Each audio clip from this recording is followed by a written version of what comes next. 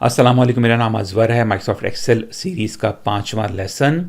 For those who are new to this channel, Excel का ये course और Python का कोर्स, दो कोर्सेज़ मेरे चैनल पे दस्तियाब हैं।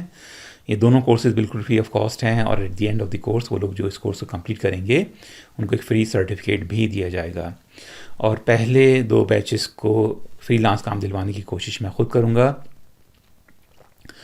हाउएवर 2024 के पहले बैच के एनरोलमेंट्स कंप्लीट हो चुके हैं, रजिस्ट्रेशंस कंप्लीट हो चुकी हैं।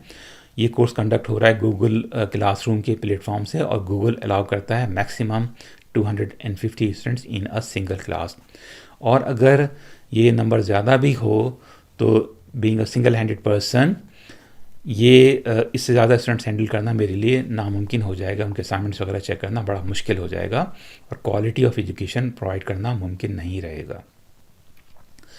तो वो लोग जो स्टिल इंटरेस्टेड हैं उनको इंतज़ार करना पड़ेगा नए बैच के लिए, और जब भी उसका अनाउंसमेंट होगा मैं अपने यूट्यूब के चैनल के ज़रिए आपको बता दूंगा। डबल क्लिक करते हैं अपनी एम्प्लॉयज़ फाइनल की वर्कशीट को, जिसको हम यूज़ करते आ रहे हैं अपने लेसन्स के लिए। तो ये वर्कशीट हमने क्रिएट की थी और यूज़ की थी कुछ पिछले लेसन्स में, और कुछ हमने सैलरीज वगैरह और ये डेटा कैलकुलेट किया था with the help of functions.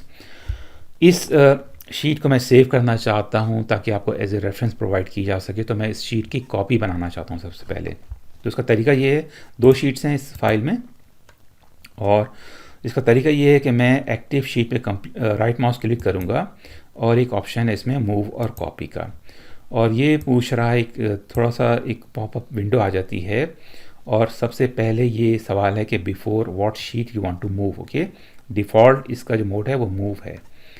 तो मैं शीट 1 से पहले, ये वाली शीट से पहले करना चाहता हूँ मूव या क्रिएट, और मैं मेक श्योर करूँगा कि क्रिएट अ कॉपी का जो ऑप्शन है इसको मैं क्लिक कर दूँ।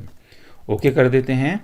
तो एक एग्जैक्ट रेप्लिका क्रिएट हो गया है एम्प्लॉयज़ 2 के नाम से। इसको मैं डबल क्लिक करके, इसको मैं राइट माउस क्लिक करके भी रीनेम कर सकता हूँ, और मैं इसको डबल क्लिक करके भी रीनेम कर सकता हूँ। मैं इसको कहता हूँ लेसन 5, चूँकि ये लेसन 5 है तो यही नाम दे देते हैं शीट को। ठीक है।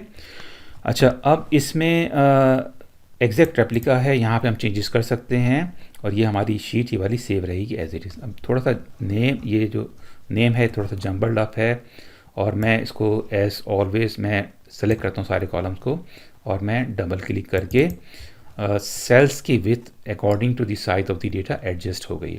अच्छा, इसी बात में मुझे याद आया कि अगर मैं चाहूँ कि तमाम सेल्स की विथ यूनिफॉर्म हो जाए, जो कि अक्सर औकात ज़रूरत होती है, तो मैं शिफ्ट का बटन दबाऊंगा अपने कीबोर्ड पर, और मैं सपोज़ कर लें कि मैं चाहता हूं कि तमाम सेल्स का साइज़ इतना बड़ा हो जाए। ठीक है, तो ये तमाम सेल्स का साइज़ यूनिफॉर्म हो गया है। इस सेल की विथ भी इतनी ही बड़ी है जितनी इस सेल की विथ है। दोबारा से करते हैं और थोड़ा सा छोटा कर देते हैं, बहुत ज़्यादा बड़ा हो गया है, बल्कि शिफ्ट दबाया था मैंने, और तमाम सेल्स की विथ इस वक्त भी यूनिफॉर्म है। अगर मैं चाहूँ अगेन कि ये डेटा फिट हो जाए, सेल्स की विथ एडजस्ट हो जाए according to the width of the data, तो मैंने शिफ्ट का बटन इस वक्त नहीं दबाया हुआ, और डबल क्लिक कर देते हैं यहाँ पे किसी भी जंक्शन के 2 कॉलम्स के जंक्शन पे, और ये एडजस्ट हो गया है according to the size of the data. थोड़ा सा इस कॉलम को मैं बड़ा कर लेता हूँ। ठीक है। अच्छा, अब आपके पास से फॉर एग्ज़ाम्पल आपको एक वर्कशीट रिसीव हुई है किसी दूसरे मुल्क से, और उसमें काफ़ी सारे फॉर्मूले अप्लाई हुए हुए हैं। अगर मैं आप सेलेक्ट करूं इस सेल को, फॉर एग्ज़ाम्पल C2 इसका एड्रेस है, C कॉलम है और 2 रॉ है, तो यहाँ पे डेटा मौजूद है। और अगर आप देखें कि अगर मैं यहाँ पे क्लिक करूँ, हालांकि डेटा देखने में बड़ा सिमिलर लग रहा है, तो यहाँ पे फॉर्मूला मौजूद है, यहाँ पे डेटा मौजूद है, यहाँ पे फॉर्मूला मौजूद है, यहाँ पे आपने देखना है। ठीक है।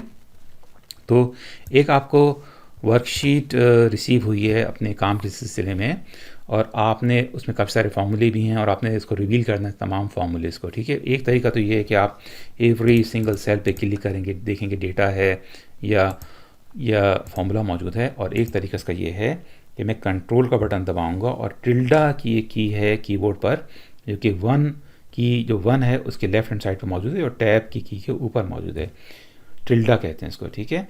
तो मैं कंट्रोल दबाता हूँ और टिल्डा में क्लिक कर देता हूँ, और आप देखेंगे कि तमाम फॉर्मूले रिवील हो गए। ये हमने कैलकुलेट की थी as with the help of this formula dated if. और राइट हैंड साइड पर अगर मैं जाऊँ तो यहाँ पे आप देखें कि तमाम फार्मूले रिवील हो गए हैं। ठीक है, तो ये sort of data formula reveal mode है, लेकिन मोड इसको नहीं कहते, लेकिन समझने के लिए कह देते हैं कि इसको ये मोड है, एक डिफरेंट मोड है जिसमें आपको तमाम फार्मूले रिसीव हो गए। अच्छा, इसका डाउन साइड क्या होता है कि अगर आपको data as it is receive हुआ है तो डेट ऑफ बर्थ में आप देखेंगे कुछ नंबर्स नज़र आ रहे हैं, और ये नंबर्स हैं एक्सेल का जो ईयर है वो शुरू होता है 1900 से, तो ये नंबर ऑफ़ डेज़ में कुछ रिप्रेजेंट हो रहे हैं।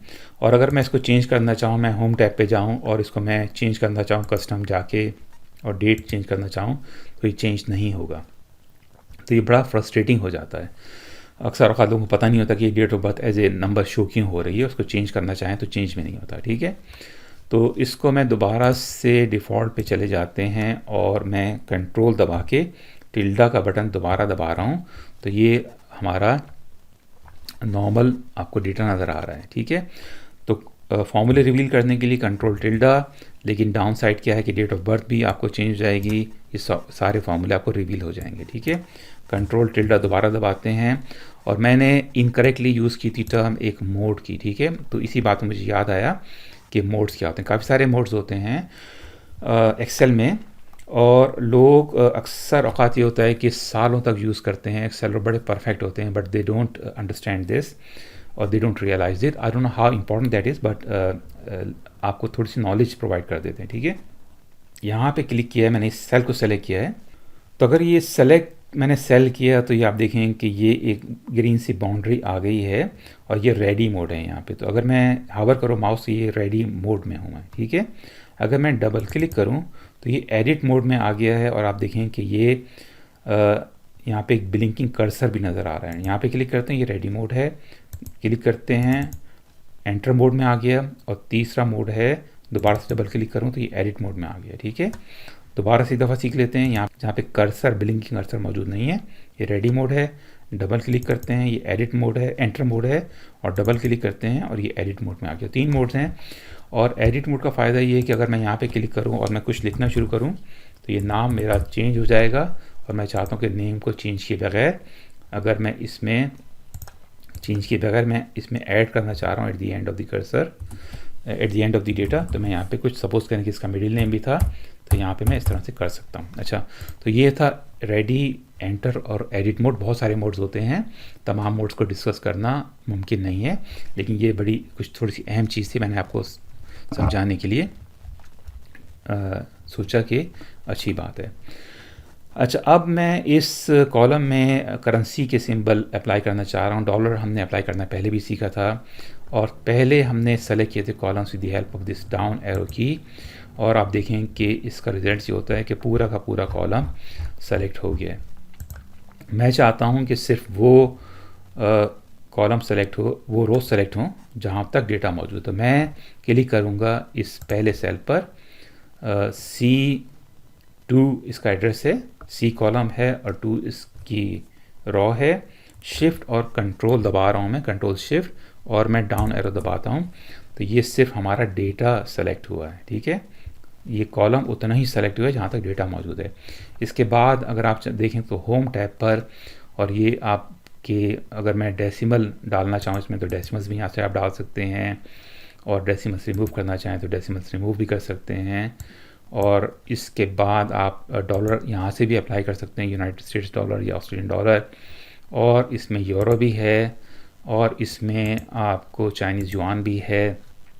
और अगर मैं यहाँ पे क्लिक करूँ, एक छोटा सा एरो दिया हुआ यहाँ पे क्लिक करूँ तो दूसरी करेंसीज़ भी मौजूद हैं। फॉर एग्ज़ाम्पल मैं चाहता हूँ कि इंडियन रुपीज़ या पाक रुपीज़ का भी सिंबल नज़र आ जाए इसमें। बहुत थोड़ा सा स्क्रॉल करना पड़ेगा, टाइम लगेगा। यहाँ से भी आप यूरो वगैरह सेलेक्ट कर सकते हैं, जैपनीज़ येन वगैरह भी इसमें यहाँ पर आ जाएगा, और इसमें थोड़ा सा नीचे जाना पड़ेगा। करेंसीज़ जिसके सिंबल्स यहाँ पे बहुत सारे मौजूद हैं दुनिया भर की करेंसीज़ के। इंडियन रुपीज़ भी इसमें मौजूद है। हिंदी अगर मैं क्लिक करूँ यहाँ पे ओके कर दूँ तो आप ये देखें कि इंडियन रुपी का सिंबल यहाँ पे आ गया है। दोबारा से जाते हैं, देखते हैं पाक रुपीज़ है कि नहीं है। थोड़ा सा सिंधी, आई don't know what that means is, Urdu India, और इसमें मज़ीद नीचे जाते हैं, थोड़ा सा टाइम वेस्ट होता है but you will find everything in it. तो ये रुपीज़ है उर्दू पाकिस्तानी, मैं क्लिक करता हूँ उसको और ये रुपीज़ का सिंबल आ गया। ठीक है, दोबारा से डॉलर लगा लेते हैं, ऑस्ट्रेलियन डॉलर इसमें। तो इस तरह से आप करेंसीज वगैरह भी इसमें अप्लाई कर सकते हैं। ठीक है, इसमें एक और चीज़ है जो कि वर्थ लर्निंग है। मैं यहाँ पे जाता हूँ और कंट्रोल शिफ्ट दबा के एक कंट्रोल शिफ्ट प्लस दबा के कॉलम ऐड कर सकता हूँ, या फिर मैं राइट माउस क्लिक करके इंसर्ट करके भी एक और कॉलम इसमें ऐड कर सकता हूँ। इंसर्ट कर देते हैं, 2 कॉलम्स मैंने ऐड कर लिए। तो एक चीज़ हम सीखना चाहते हैं, फ्लैश फिल।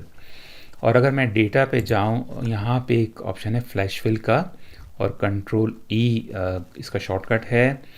मैं इन दोनों नेम्स को सेपरेट करना चाहता हूँ, फर्स्ट और लास्ट नेम। ठीक है, फर्स्ट नेम है जॉन और लास्ट नेम है ओनर। ठीक है, तो मैं लिखूँगा JOHN, और उसके बाद मैं यहाँ पे दूसरे कॉलम में, दूसरे रो में आ जाता हूँ और मैं लिखता हूँ एमिली। और आप देखें कि इसने मुझे कुछ सजेशंस देने शुरू कर दिए हैं। सिंपली एंटर करूँगा, ये सारे के सारे फर्स्ट नेम इसमें से एक्सट्रैक्ट हो गए इस कॉलम से इस कॉलम में। लास्ट नेम का भी यही करते हैं, ओनर,